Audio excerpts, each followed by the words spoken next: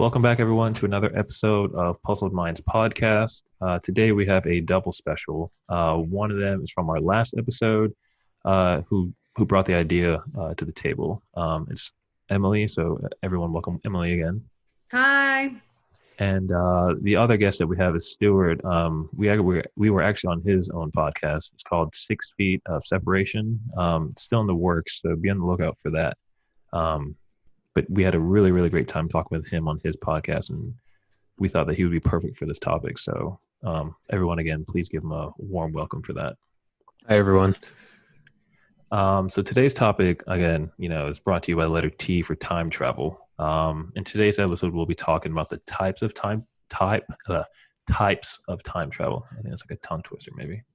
And what you use it for, and what things you have to worry about when we use it. So to start it off, I think there's a lot of ways that you can look at time travel, but I think the one that a lot of people know, and there's two main ones. It's the fate/fixed timeline, and the paradox dynamic timeline. And so the one that I guess a lot of people are familiar with is the fate one. So that's kind of in the sense of the events that have already happened, and you can't really change it. So an example that I saw was, let's say you want to go back and kill Hitler. So you try to prevent World War II. So it wouldn't matter if you switch it out to another orphan baby. It wouldn't matter because that baby would end up becoming Hitler anyway, and the show would go on. So you couldn't eliminate the cause of the situation. It's automatically going to happen no matter what, just in a different form. Yeah, that's if you believe, in the Yeah. fate one. The other one that I think a lot of people are familiar with is the paradox one. So that's the one where you see for instance, let me go back. So the fate one, another example of that one would be Terminator 1. And Skynet always going to show up, no matter what. Yeah. The other example, so if anyone wants to follow through, if you just type in time travel example, it's there's an image that was illustrated by a guy named Adam Hill. So shout out to Adam Hill. It was on velcrosuit.com. But he had said, for examples of fate would be Terminator 1, Shining Girls, and 12 Monkeys. I've only seen the first one, so I can't really. I've seen 12 Monkeys. 12 Monkeys is actually a really good. If you've seen the TV show and sci-fi they did, it was really fucking good. Yeah, unfortunately I don't really have any comment to that one. But 12 Shining Girls, that's not the Shining, the girls in The Shining. I don't know, because I've seen The Shining and I'm trying to understand how that is an example of time travel. I'm thinking that I just have the wrong idea. Maybe it's not The Shining I'm thinking of. Yeah, that's what I'm thinking as well too. Yeah, it might be some other. Because all I can think of are the twins, in the hallway. Yeah. And how is I don't know. So the other one is the dynamic one / paradox one, and the most common most common example of that one is Back to the Future. So you try to wipe yourself out, or for instance, you try to go back in time and try to prevent something, and then it ends up alternating the future because of something. I guess that's the butterfly effect. Could we say that? Well, it's so because it's going back in Back to the Future, he was going back in time. There was one to he had to make sure his parents were to get married because he was fading in a photo. Yeah. Wasn't anything. So he had to ensure something happened to make sure that the timeline he's going back to happens, right? Mm-hmm. So that would be the paradox one. Yeah, that's the example that they used. I don't know if anyone else can kind of elaborate on that, but because that's the example that I'm thinking. Because Back to the Future is basically because I remember Marty McFly was basically trying to make sure that because he was going back to his reality, but he had jacked up his reality by changing the past.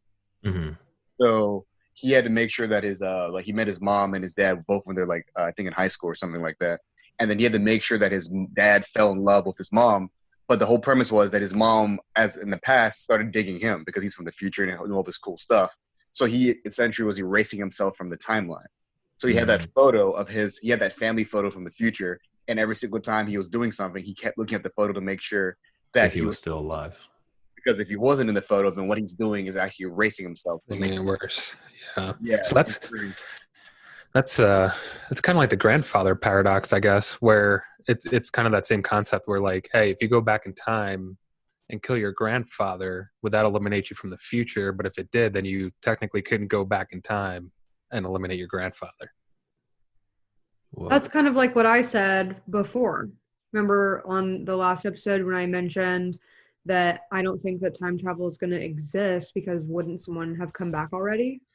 Yeah, I agree with that. Like my thought on that is like it would have happened already. You know, like we can sit here and say we haven't invented it yet, but let's say we did invent time travel today and went back into the past to our past selves, and our past selves were saying we haven't invented it yet. Like that would completely nullify that. So like, yeah, I think it's two-part. I think it's either it hasn't, like we can't say it hasn't been invented yet, like it would have already happened, or we just haven't reached a time in our current period where they went back in time too. Like maybe they time traveled to 2021 or 2050 or something, and like once we get there, we would see time travel for the first time. And I guess the interesting thing about that too, I guess the basic on my understanding of it, wouldn't you only be able to travel from the point in which it was invented, right? So let's say, for example, in 2020, I guess the reason why, like, for example, like when you guys were saying, like, we would already seen it, maybe it hasn't been invented yet. So let's say, for example, it gets invented in 2050. So would it be from 2050 on, you would be able to time travel back and forth?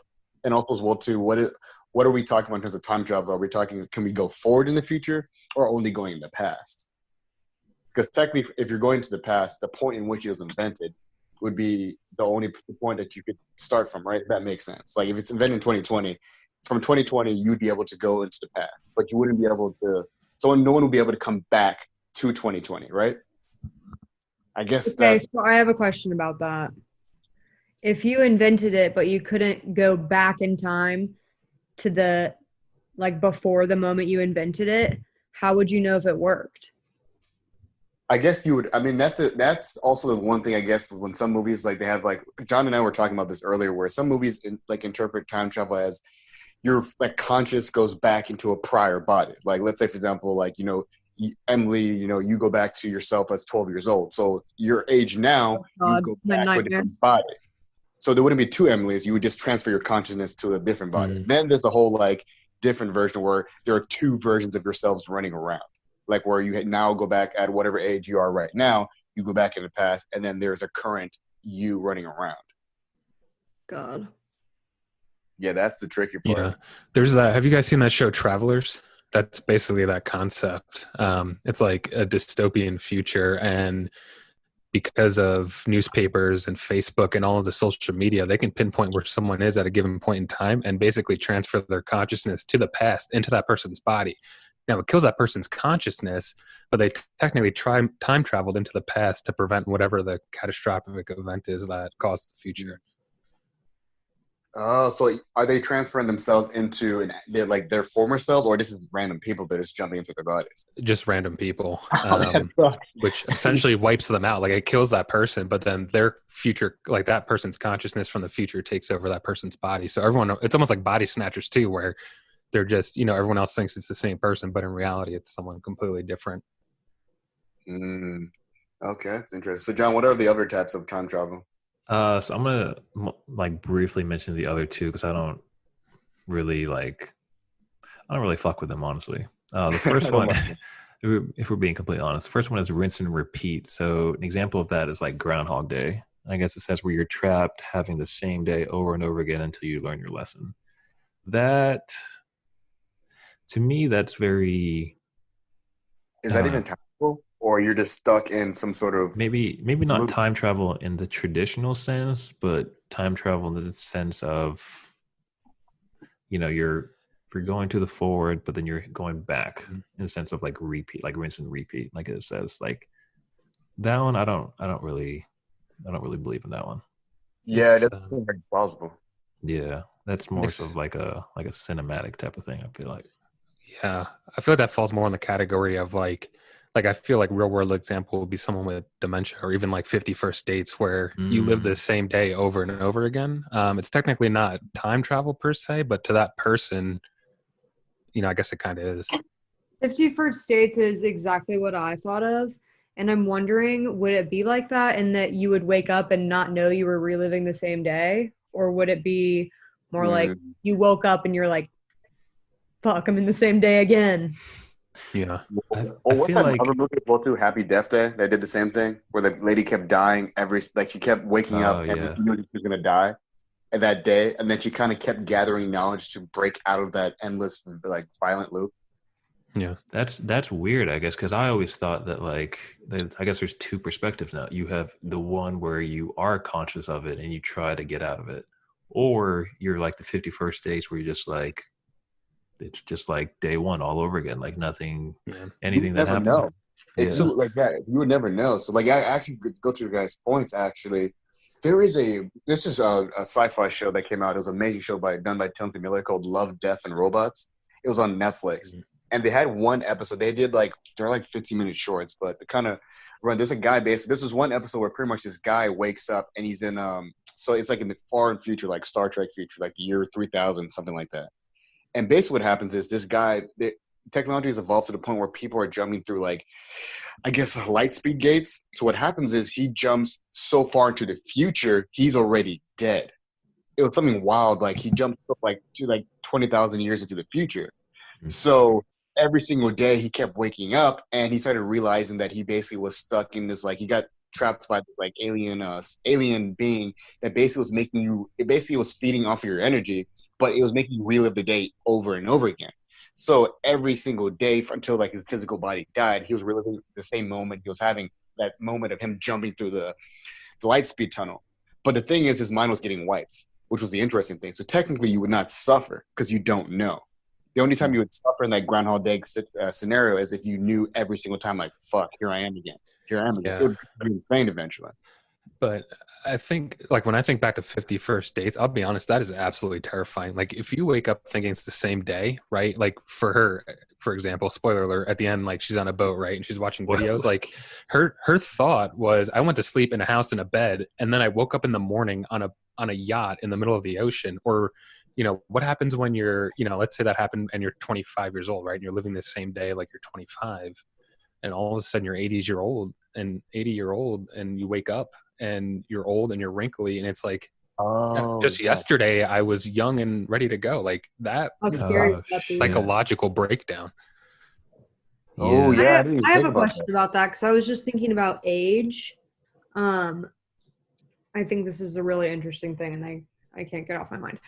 If you travel to the future, okay, and you die, would you go back and live all those years until that moment that you travel to in the future when you die? Or do you disappear until that moment when you die and then all of a sudden it's announced that you died? I think if you're going for logical perspective, if you die in the future, your existence is up until that point in which you're now gone. So I don't see how you could continue beyond that point. I think from the perspective of everyone else, you disappear, you're not there, you're traveling and you're living those years and experience. But if no one is observing you, they're just going through life at a normal speed, Yeah, so that's what I thought. They're going through life regularly, you're just not around because you skipped ahead and then died. But I don't know, it just kind of seemed interesting. Why would you not be there for those years? Yeah, I've always been confused about traveling forward into the future. I've never understood that as much because I've always understood as traveling into the past, it's time folding on itself backward. It seems but going to the future almost, I think the best way I've seen it explained was almost, what was that movie Interstellar with Matthew McConaughey, where basically he didn't age. Mm-hmm. So time, he was in a position where he wasn't aging because time was standing still around him. So technically, he traveled into the future because when he came out of that zone, realm, he basically his daughter had aged up and almost caught up to his age, right? His daughter was almost similar to the age that when he left. So I've never thought it was possible to be I'm just going to bypass all this stuff and go forward.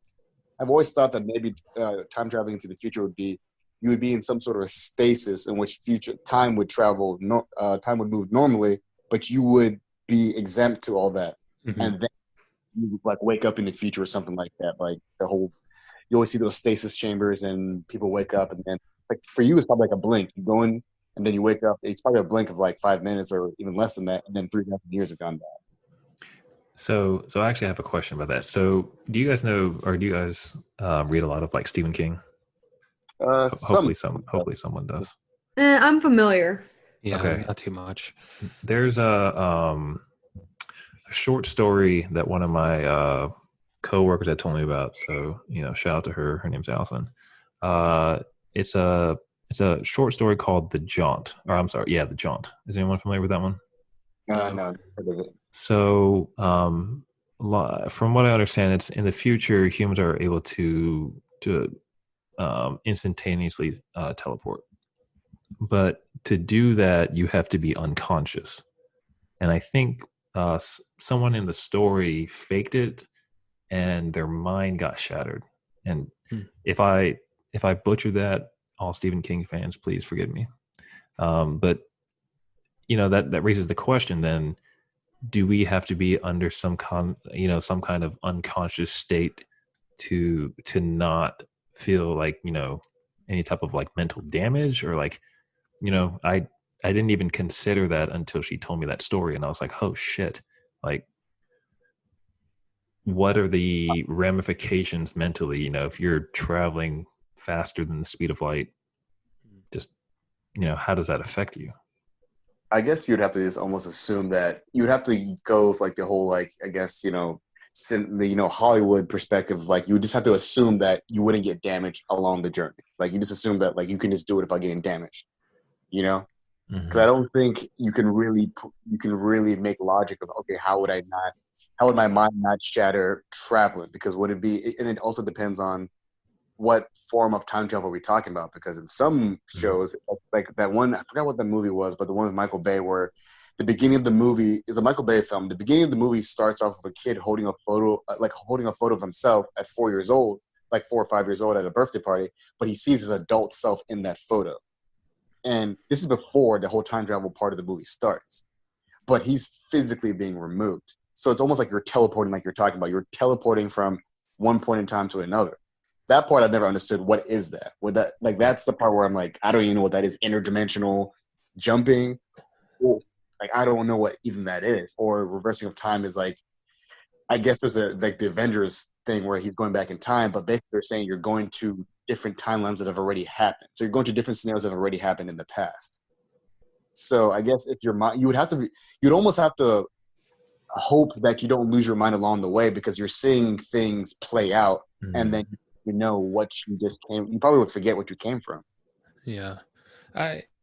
So it's interesting because when you're the topic time travel, like for me, I know we talked about it a little bit the other day, of just like traveling at the speed of light, or getting close to it, and basically time traveling to the future in the sense of it's a one-way ticket, right? Like, the closer you travel to the speed of light, the slower things are around you. So like, for example, if you're on a train and you're going, I think it's like 99.99% the speed of light. If you spend 1 year on that train, the people on the train station, it's going to be like 233 years that go by, right? So like you only aged a year, but everything around you has aged rapidly. And there's this thing called the twin paradox too, where you have two twins and one person takes an interstellar trip near the speed of light and comes back and is significantly older than their twin brother or sister. And it's even seen with astronauts, where I don't remember his name, but there's an astronaut who he spent the longest time in orbit around the Earth, and he's came back, and he is technically, I think it's like 0.2 of a second younger than everyone else when he left because of that. So when you say that, are you saying that like his body physically was not as aged as some of the other people around him? Yeah, correct. So what accounts for that? Like that's the part I'm interested in. Like when you said about the training analogy, like what exactly? If there's some sort of like force field. I mean, Yeah, it comes down to, I don't remember the full details, but it deals around with like relativity. So, for example, like objects in motion, right? All of that is relative. So if I'm standing still and a train's going by at 40 miles an hour, it's 40 miles an hour. But if I'm on a train 20 miles an hour in the same direction, then it looks like that train's only going 20 miles an hour based on my relative position. Now, that is true for everything except for the speed of light. So the speed of light is like the only thing that doesn't necessarily have a relative motion, I guess you could say. So no matter how fast or slow you're going, the speed of light is going to remain a constant speed. And I think it was Einstein who had this thought or this theory of, hey, if I stood on a train station and two bolts of lightning struck me or struck down on the left and the right side of me, first of all, he's going to see it at the same time, right? Because light's traveling at the speed of light. Like there's not going to be a difference. But then if there's a train passing at that same exact moment, traveling close to the speed of light, technically, right, you would think the closer lightning bolt, you would see the light first. But because we know the speed of light doesn't follow those rules, it caused Einstein to create this whole thing and basically say time has to slow down in order to make that still true for speed of light. And I don't know the full details of how that all works, but I know there's also a gravitational thing. So like technically if you orbited the black hole for like, let's say 5 years, you return back to Earth, 10 years have gone by. So there's things like that. And I just find that really interesting because technically the closer you are to gravity, I think the slower things age. And if you look at that, even on the smallest scale, that means your brain is actually slightly older than your feet because of gravity. Do you think that Botox people, like creators, hate time travels because they keep people younger? What? I don't think that we've like hit that point in time travel yet, but I'm sure that people who use or administer Botox think to themselves, I don't want anyone traveling to the future to stay young. I think so. The other time travel thing is the multiple universe, which that theory freaks me out. I always think that's a particular one. It makes it makes sense. One. I think it makes the most sense out of everything because look at Avengers Endgame. It would make more sense that you're able to travel to things that have already happened than to things that have not. Like every choice. I guess the whole. Go ahead. No, go ahead. So I guess the whole concept of that there's an infinite amount of universes, and that there's the same exact one right now that we're having this conversation, except me talking right now, it's not me, it's Stewart talking, or another universe where Emily's talking right now, or X amount of universe where everything is completely like 99.99% the same, but there's just that one difference. Like that, I don't know, my mind like bends when I think about stuff like that.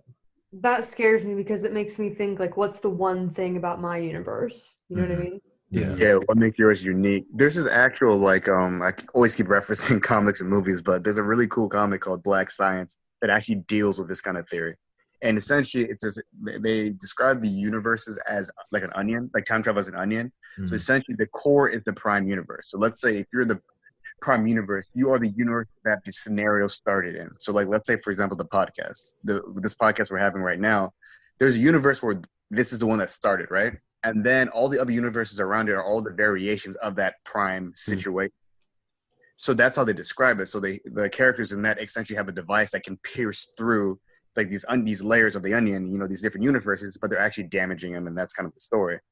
So I would think that makes sense. Like there's one universe where it's the prime universe in which we're having this podcast, and then all the other ones are just variations in which how that situation transpired.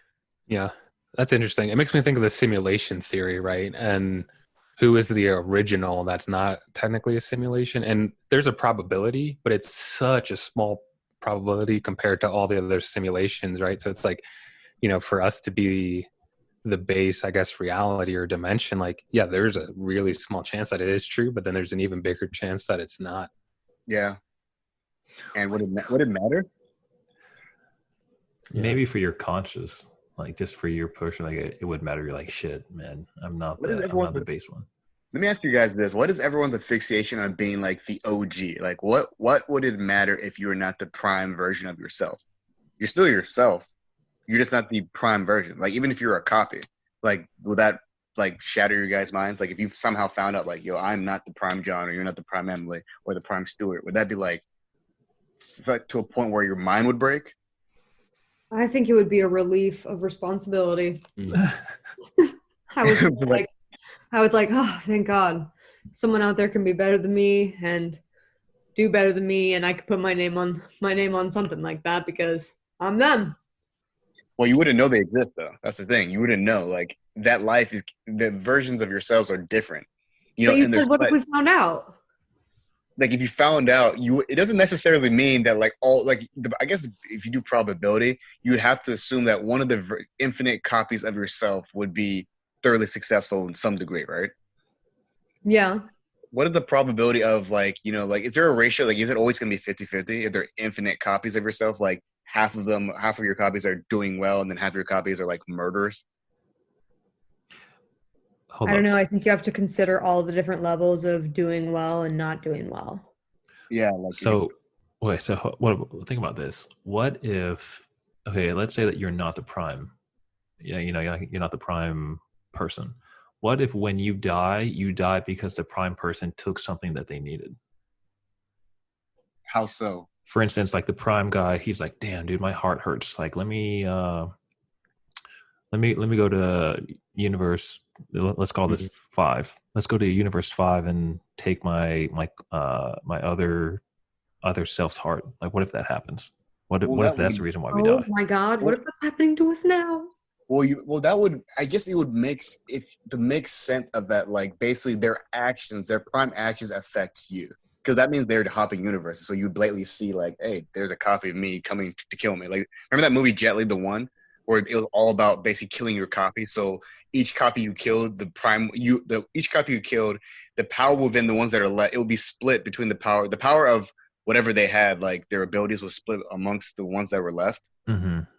So yeah, that was the premise of that movie. Like, so basically, like, let's say the prime version of yourself, the prime version of John does something that you don't know is a ripple effect in your life. I think that would be more the likely situation. Like, he does something, you have no idea that the reason why this happened was because Prime John did something. I don't think it would be like he's coming out like Thanos style. I don't like, yo, what's up? I need your heart. I almost think like if you had the ability, if there's a prime like us and they had the ability to time travel, then technically the multiple lines, the multiple universes, like they would have access to that, right? Because they would technically be creating those breaking points whenever they did travel.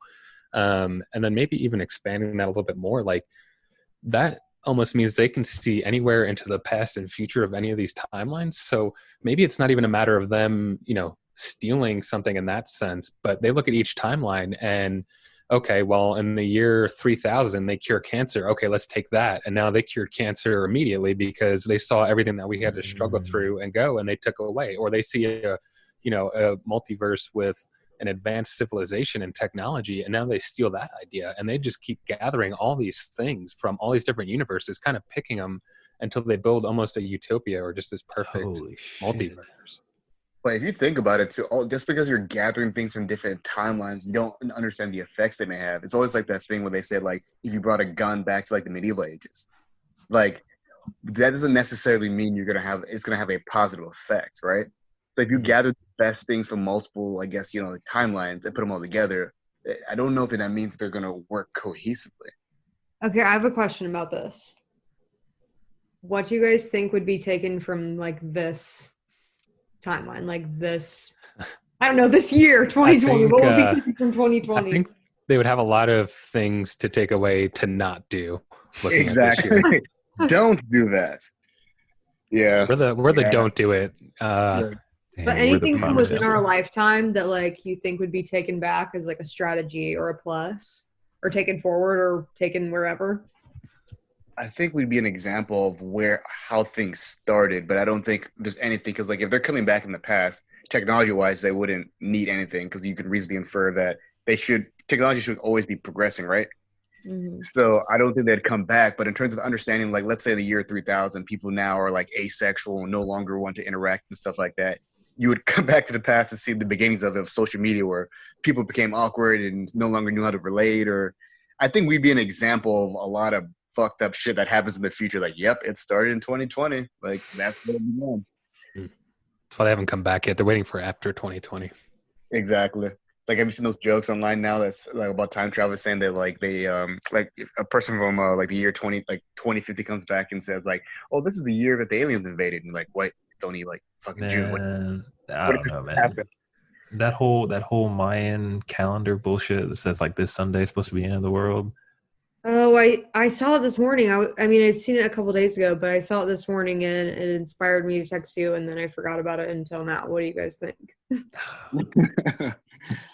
I don't know, man. I mean, we'll be out of town, so you know, we'll see how it is. But I don't know, that whole multi-universe is I think that one is the one that scares me the most. But after talking about it, I think that's the one that maybe is the one that I actually like truly believe in. Yeah. What is It's the one that makes the most sense. Yeah. But that's provided that that any of it's ever going to make actual sense. You know what I mean? I like it because anything you think of could technically be a universe. And I just love that thought of like, as creative as you can get, it exists. There's a universe where it's just a potato. Like that's a thing technically, or, you know, we're all talking spoons, or like anything you can fathom could technically be a universe at that point. And even expand on that, the things you literally don't think of are out there too. Like that just blows my mind. Yeah. Also, Yeah, even the things you couldn't fathom, like things that you would never even think of. Mm-hmm. Here's what I think of a lot. Tell me what you guys think of this. I always think of if we were like in a different universe or a different dimension or whatever, and we had different senses. I can't even imagine what different senses would be in a different universe. Yeah. Does that make sense? Like instead of being able to see and feel and like smell and taste and everything. See, I guess we're limited by the senses that we do know. You know, right? so You can't think about what other ones would be. Yeah. Two thoughts on that. Yeah, number one, we're so limited. Even just like the spectrum of color that we can see. Can you like? There's like sea creatures and stuff that have such a broader range that see things so much more vibrantly. But then, you know, you think of like different animals. So for example, for us, right, like our primary sense is essentially sight. Like we see and interact that way. But when you think about a dog, their primary sense is smell. So like if you're walking a dog through an area and you're seeing you're seeing what is there now, dogs are smelling things that have come and left. So their entire perception of what's going on is completely different than ours, just based on the primary sense that they use. Also, as well, too, aren't our senses based off what we need? Like, that's the interesting and the amazing thing about the human body is that we develop senses based off what we're going to need. Like those animals that have those senses that like we don't have, it's because their day-to-day like kind of requires it, isn't it? Like I remember I was reading this thing saying that human beings, for example, that live in colder climates have like wider nostrils. Or human beings that live in like climates with like very limited light, the eyes tend to be bigger. So we adapt to based off what we need. So I think that like our senses are limited because all those other things that people always talk about, like superhuman abilities, the reason why they're superhuman is because technically you don't need them to really thrive in like our society. But I think honestly, if human beings needed certain things, one, they wouldn't be superhuman because everyone would have them. So you need it for your day to day. And also as well too, it's like I don't know, like it's kind of weird to think that in different timelines, also as well too about Earth, are we just assuming that the Big Bang happened infinite amount of times? Because what's the probability of that happening? That's also something I've always wondered as well too. It's like, are humans always going to be like the dominant species on all these timelines? Nah, there's got to be some like ruling, like Stewart said, like ruling potatoes, like. You know, there's a universe where potatoes rule. There's a universe where dogs rule, where dogs are kings. You know, and humans are like the like you ever seen those pictures of like roles being reversed, in the sense of like everyone, like the cow is drinking out of like a human human udder, or like what's another example? Like a cow eating a human, like being the roles being reversed. I feel like it would be something like that, like the infinite universes that we have, it would just be complete opposite roles. Because also as well too of evolution, it's like what's to say that like we're the thing that crawls? Like it's always depicted someone crawls out of the ocean, the first sentient organism becomes this, that, and that, and then monkeys and then humans show up. That's to say that like it doesn't go a different route one time. It doesn't. It's not like it's always going to be us evolving to humans. Like there's probably a reality like you're talking about where maybe I don't know, like lizard people are like the dominant things. Like lizards are the ones that kind of evolve into some sort of humanoid hybrids or whatever the case may be. But okay, so I have a question about all of this. Provided they're all different each a different individual universe or dimension, not to get too like spiritual, but would they each have their own god that like created that universe? I think that's the question. I mean, there's a debate of whether like I guess you believe in a higher power, but I guess you can reasonably infer that something had to create those universes. Who's to say it's the same person? Because it's infinite realities. Is there one ruler over all realities or one ruler per reality? And then who's the ruler over those rulers? That's the whole conundrum it becomes. Yeah. And there's also the reason I got to that question was that I was thinking, I don't know why, the first thing I thought of in all these different universes was a Bible, and like how other universes might have like different random books as the Bible. Like there's a Harry Potter book on the nightstand, so I just thought to myself, wow, in one universe this is the Bible. Like it's in this universe people do believe that Harry Potter is the Bible. True.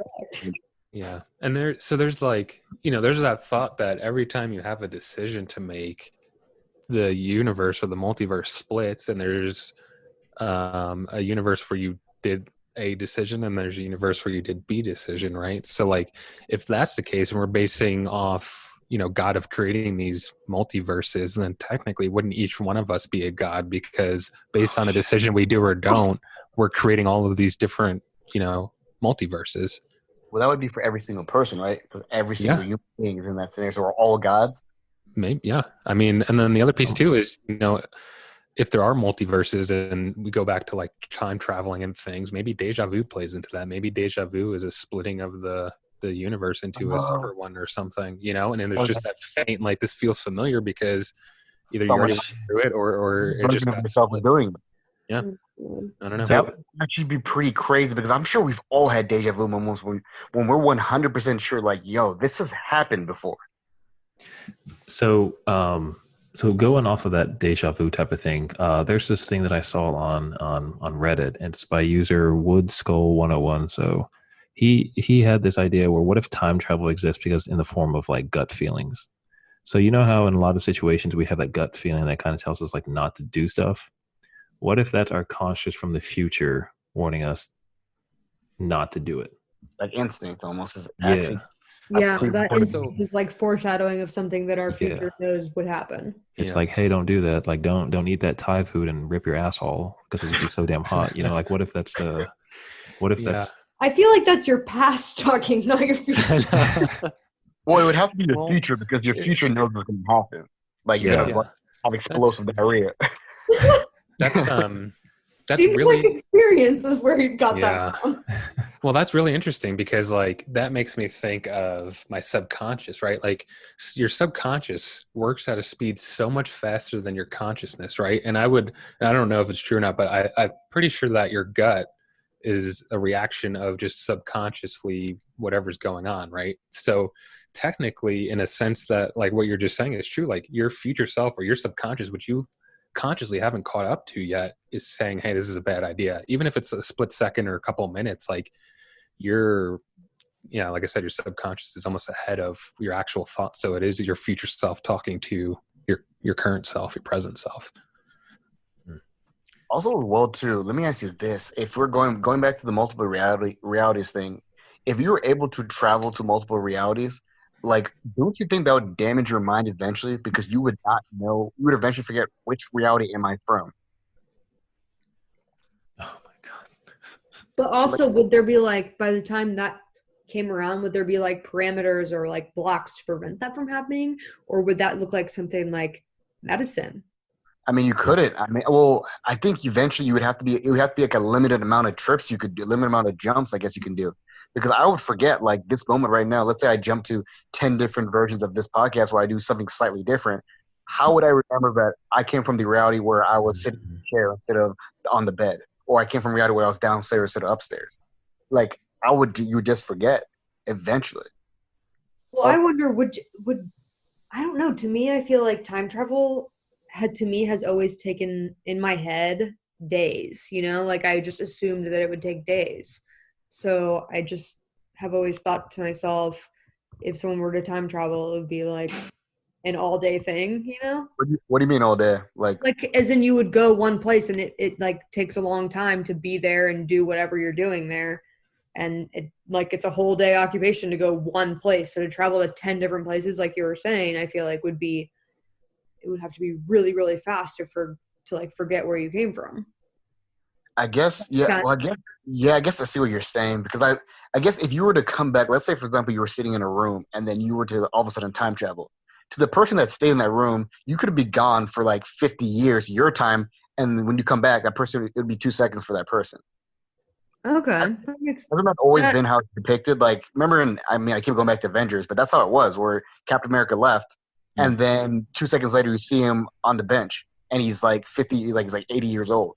But it had only been like 2 minutes for the people that remained in that reality. Okay, that makes sense.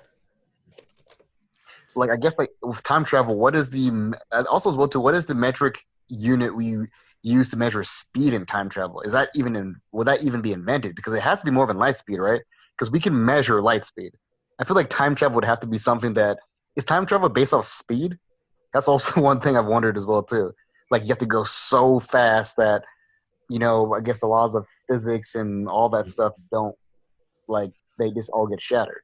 Yeah, I'm pretty sure. So, like, the faster you get to the speed of light, time slows, right? So when you actually get to the speed of light, time stops. And then if you surpass the speed of light, which, I think current state is not possible in any way, then my thought is time would start going the opposite direction and reversing.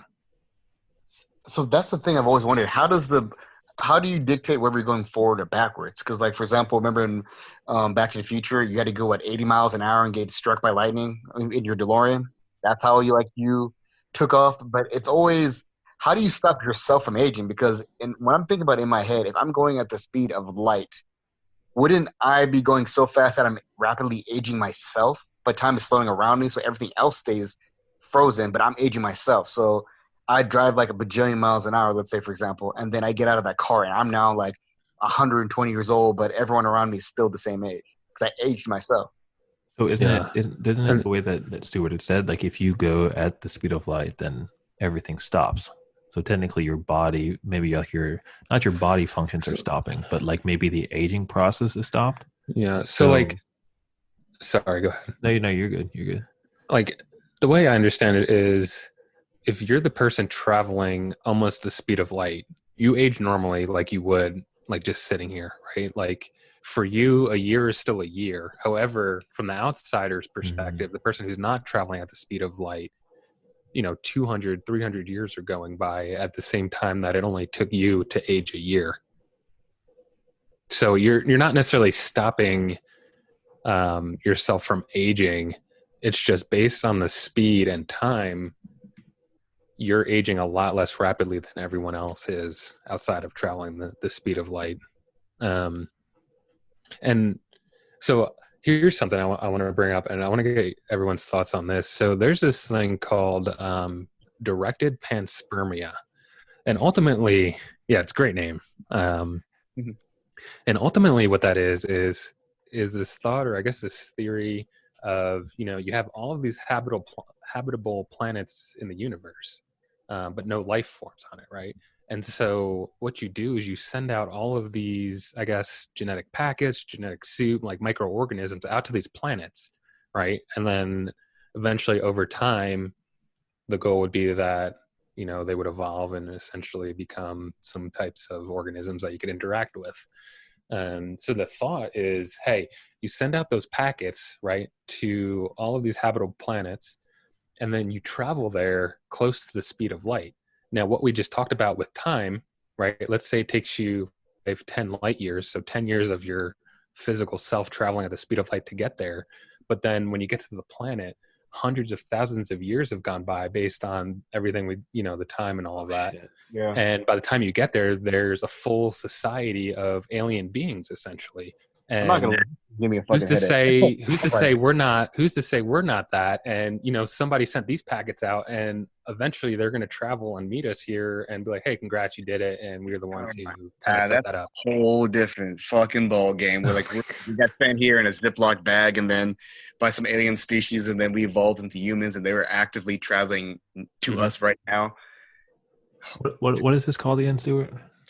So it's a mix. So there's I don't know what the combination with time travel is, but the one thing is just directed panspermia, which is, trying to populate, habitable planets. But then you couple that with time travel, and it's mind blowing that you essentially send something out as a point B. I saw it on the Joe Rogan podcast, and I can't remember who he was talking to, but he mentioned it. I'll just see. Let me see. Because I do want to give him credit. Yeah. Well, I guess while he's looking at it, let's so if you guys could go back in time, just for one time, let's say for like a day, like where would you go to? Because someone I was talking to said he said that he would go to the moment right before OJ got called, like his driver. Mm-hmm. He said that he would be like a fly on the wall, like on the moment literally right before OJ's driver got called, and seeing how like his driver would have been panicking, like, oh shit, then now it's time to go. For me, I think I originally said that I was going to want to go to like right before or like during the time of like the Atlanta child murderers with Wayne Wilson or Wayne, what's his name? Wayne Williams, I think. For a while I didn't think that he did it. But now after like having this podcast, I kind of changed my answer, and I kind of want to maybe go back to like the pyramids, because I want to see, if they really were the like ideal species, smart, and they were able to build those pyramids, or if some outside force helped them, Yeah. So where would you guys go for like the day? Just be a fly on the wall. I would have to go to somewhere in the Roman Empire. I've always been fascinated with them. Like the Romans, like gladiator fights. Not really. Just seeing like the beginnings of things, like I don't know, ancient Greece or ancient Rome, or like see the beginnings of like democracy, see the beginnings of things we use now. Like that's the wild thing about it. Like the beginnings of stuff that we do now. Like who started math? Like who one day was like, yo, I'm about to make numbers and then make all this wild stuff happen with them, because that's the stuff we use now, incorporated with a lot of other things. Mm-hmm. So I think I would probably go back to the times where, like, I don't know, ancient Greece or ancient Rome. Probably like ancient Greece. I've always been fascinated with like, war tactics and just even like the hedonism of the time they had back then, and just how like why did we have one period of time where so many philosophers just were out there, like what accounted for that time where all these great minds, came out of nowhere and then all of a sudden just disappeared. So, what about you, Emily? So my first instinct actually was kind of similar, but totally random for me. Like, I don't know why it came into my head, and it's kind of out of character, but would be really cool still. I thought about going back to the very first Olympics to see like what kind of events they had for real. And like, I don't know.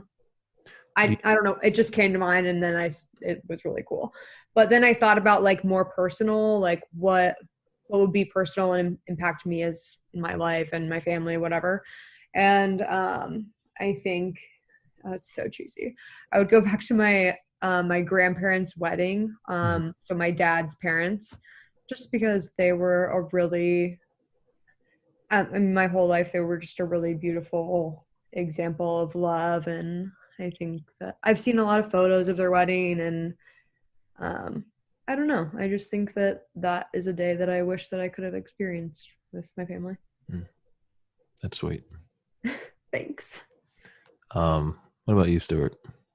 So for me, I think I would want to go back and see Leonardo da Vinci just Oh, because that's a good one. Yeah. that man and his inventions and how far ahead of time he was, like he invented so many things or had so many sketches of things, whether it's bridges, tanks, parachutes, scuba diving equipment, like you name it. And that man thought it up so far in advance from things actually coming into play. It blows my mind. Like, is he a time traveler? I don't know, but I want to go and find out because he had all of these ideas. I just want to see his creative process and how he even came up with any of that. That's very true, yeah, because he had some ideas that even now it seemed like people would invent. Even if you were to invent it now, it seemed like it would still be innovative. Yeah, tanks, bicycles, you name it. Like he sketched it up at least, if not created something.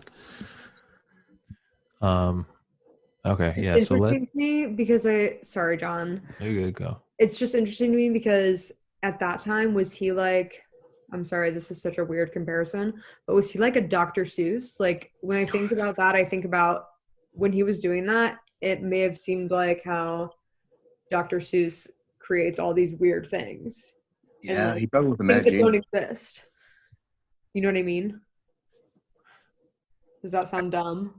No, I think a lot of Oh, people look at him like because back then you didn't have many people like that. Like I'm curious to see would Leonardo da Vinci or Michelangelo, any of those people like these innovative thinkers, would they have been considered innovative today?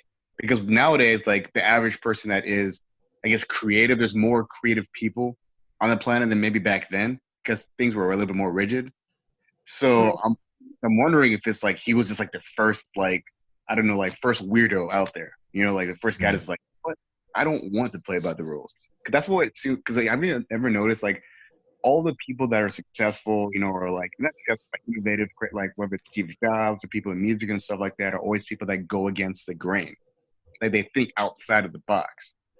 So I mean, you could reasonably infer that he was just one of like the earlier people that did that because if you see those he's even like didn't he have like some innovation in like surgery and stuff like that in the human anatomy, like he knew a lot of wild things like that did not correlate to each other. Like he's busy making designs for a fucking plane at the same time knows how to draw like internal organs. I'm like, what the hell is going on with this dude? Like he just didn't care. let's let's let's think of it this way. What if we believe that um, Leonardo da Vinci was a time traveler? What if his conscious, or what if Elon Musk is the modern day Leonardo? Oh, God. You know, dude, Came back. Elon Musk is a Da Vinci. Like he is a Da Vinci, bro. I'm telling you right now. what if he is Da Vinci? Like he's constantly reincarnated. It's just an endless Yeah. cycle. Every generation gets their own version of this guy. No, he probably went to sleep. Like Leonardo went to sleep for like I don't know how many years, and he's like, you know what? Let me just. I think now is a good time to wake up. And then he's in the form of Elon Musk. Dude, it could He be said, like let me come back, but give me a new name. Yeah. like Let me change history again. That's what Mhm. Elon Musk is like a Da Vinci, man. The stuff he's doing, we can't even fathom. Like he Yeah. did 2 weeks ago, he just sent people to into space. At the same time, he's still building self-driving cars and also building tunnels underneath, United States. You can travel from one place to the other in 30 minutes. Like, how does your brain work like that? It doesn't make sense. Yeah. I don't know. Yeah, What do some- you guys think of him? Just wondering. Traditional, like a traditional genius in a traditional sense of like he has such a high level IQ that he understands like most things, not just talented in one thing. Like he understands like I think if he tries something, he could understand it. Like that's to me what like a genius is, like a person that's like, oh, I've never seen this. Let me go ahead and just like figure this out in like nanoseconds. Like he's one of those people. Okay, everyone else. I want to hear Yeah. everyone. I guess I don't. I'll be honest. Like I don't know enough to really form a good opinion on him, like one way or another. Like I know, he has SpaceX and Tesla and like all those things. I think he's very business savvy. But just from like a personal standpoint, what he stands for, like I don't really know.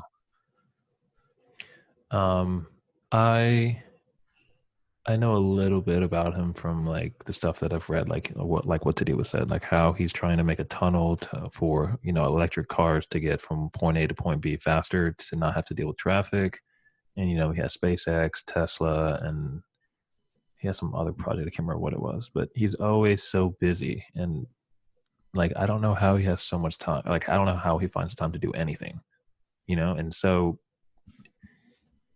I really think that he's like a modern day genius. Like I can't think of anyone else. Like Jeff Bezos is like what is he, a billionaire or trillionaire? I don't even know what he is anymore. But he's a genius in a different way, if that makes sense. You know, Jeff like Bezos is more of like what Stewart is saying, like a business savvy guy. yeah, But yeah. like Elon Musk, man, like we're forgetting about Neuralink. Oh, Like Neuralink, yeah. he's dabbling in various things that aren't even really related to each other and has a complete understanding of them. Like that's the thing that I just don't think anyone can do. Like geniuses come in different forms. So when you have a person that's like just so vastly intelligent that they can understand most things or be successful in most things, like I do believe Elon Musk could understand most of, like he could do it. I honestly think he could run like Amazon. Like he could do that. Like he's just not interested in that. Versus like you have like other people like let's say like Tim Cook or Steve Jobs. Like if Steve Jobs know anything about, you know, like implanting a chip in your head and being able to like do all that stuff, now he doesn't, but he can build like one of the most technologically advanced, you know, pieces of equipment on the planet. So that's intelligence in a very specific avenue. Versus Elon Musk, like we just talked about, he's doing all these crazy things that I don't know, like you said, how does he have time to even think of these things? Yet again, to even understand, take the time to learn all these things individually. How much of it is he knows all these things versus he surrounds himself with experts in those specific fields, you know?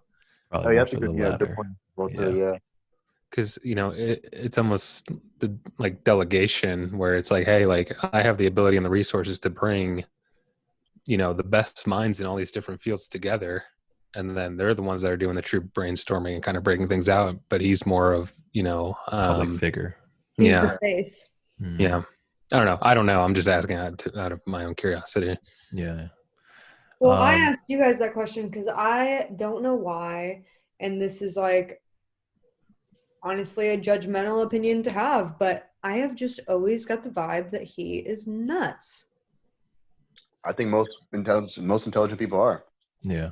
Yeah, Yeah. and I agree. I think to an extent, I totally agree. Honestly, not even to an extent. I think the most intelligent people are some sort of nuts. But my thing with him is I can't like quite put my finger on it that much, you know? Like a little bit I can, but like I can't really identify what's so crazy about him, you know? Like Mark Zuckerberg. Have you ever seen Mark Zuckerberg try to emote human emotion? Like he's just so smart. He can't like. It's like robotic. Yeah, like it's Those are That folk. was going to be my next question. Do we like? I know this is kind of veering in a different direction, but do we think that they're people? Like, do we think they're? I know that's kind of out there, but do we think they're real? Like, they're vastly superior in the way their brains like develop. Like that's the thing about it. Like they just are cut and built differently to the point where, I mean, whether or not like I guess like you know you agree with like their philosophies, how they look at things, like that's one thing. But like in terms of actually sheer innovation and how they push society, like you have to admit like these people are pushing us forward into the future. Like Facebook is something that revolutionized everything. Like Facebook kind of almost started social media, as much as it may have been the first thing. Like you could say MySpace maybe was, but Facebook is the first time. Like I think I started seeing one application integrated into every fabric of our life. That came from a dude in Harvard, one guy, you know. And then Elon Musk was busy fucking launching rockets into space, and I think it's like the first private-owned company to ever like launch a spacecraft into space. Like these things are just. We're living crazy times, but at the end of the day, I'm just saying they're all time travelers. So Yeah. Well, Yeah. it makes me wonder, like, if other people have that same opportunity, right? Like, ultimately, sometimes I think it comes down to just time and money, because, you know, they strike gold with something. So, you know, like Facebook, for example, and now you have so much money and time because you don't actually have to do the work anymore, right? Like you sit back and you're getting paid because you hired all these people to do all the work. So now you have time and money where you can become more creative, take bigger risks, take bigger chances, and go invest and do all these different things. And now you look like this unbelievable mastermind because even if 2 out of 10 things you invested in are extremely successful, like that's a huge win. So like if you were to have people, there's probably a lot of people who, if you gave them that same opportunity, would either come up with the same and or even better ideas if they're in their shoes. It's just they so happen to get lucky and strike it big with something, and then, like I said, afford them the opportunity to continue to figure things out. True. Yeah, I guess this whole conversation has kind of like made me look at Elon Musk in a different way. So I'm just going to go with that he is Leonardo da Vinci. I think that's the best way. Well, that's what I was when I asked. Conclusion. Like, yeah. when I asked, like, do we think that they're real? I was going to like come full circle to that, because if he's so different and thinks so differently than us, my two explanations other than are they real would be, is he so smart that he came from one of those other universes that we were talking about earlier? Yeah. Or is he just from the past and found a way to come back or to stay? You know what I mean? Yeah. So that's actually a good way to end it. So, if you believe in time travel, who do you think nowadays was from the past? Or the future. Or, yeah. Oh, Keanu Reeves. Or future, yeah. Keanu Reeves is immortal. We all know this. He's immortal or a vampire. I can't believe we haven't mentioned his name at all until now when we talk about time travel. He is like the embodiment of not aging. Does he walk at the speed of light because he doesn't age? He must. Is that what it is? I don't know. That's weird. Well, thank you guys for having the time to come out and break our brains and think that people are from the future. For Stewart, like I said in the beginning, be on the lookout for his podcast, 6 Feet of Separation. Do you want to kind of explain a little bit about what it is, and maybe if people want to do an interview with you, maybe they can reach out to you? Yeah. So ultimately, I am creating a podcast to just create a platform for people to come and share, whether it's personal stories, experiences, things that they've learned, even if they just need to vent or just need an ear to listen to them. There's no topic that's off the table. So whatever people want to talk about, more than welcome to. And the reason why I call it 6 feet of separation, it's part of, 6 feet distance with COVID, but then also play on 6 degrees of separation where, even though we're 6 feet apart physically, we're all a lot closer than we realize. And if we just took the time to kind of sit down and listen to each other, we'd realize that. And then, if anyone's interested in being on the podcast, you can send me an email. So the email is studio612, and that's STEWDIO 612@gmail.com. So when Tidio and I did it, we had a blast.